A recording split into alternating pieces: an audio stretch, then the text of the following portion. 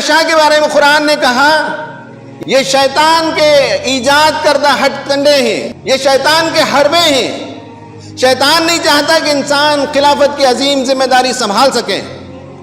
شیطان نہیں چاہتا کہ آدم کو جو عزت ملی اس عزت کے لائق وہ رہے، اس پر گندگی ڈالنا چاہتا ہے، نجس ڈالنا چاہتا ہے، کبھی شراب، کبھی جوا، کبھی گندگی اور بہت سی چیزیں۔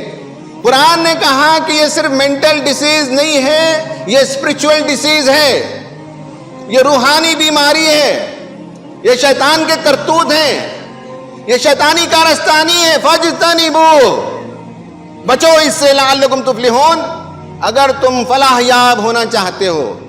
اس دنیا میں ایک سکسسفل لائف کے لیے ضروری ہے کہ آدمی کی عقل محفوظ رہے۔ جب اس کی عقل ہائی جیک ہو جائے، جب وہ فاگڈ ہو جائے، جب اس پر نشہ کا بادل چھا جائے تو وہ اپنے آپ کے کنٹرول میں نہیں ہوتا، اور پھر وہ ڈس فنکشنل ہو جاتا ہے، تعلیم چھوڑ دیتا ہے، کمانا دمانا چھوڑ دیتا ہے، سوشل ایکٹیویٹیز چھوڑ دیتے ہیں بچے۔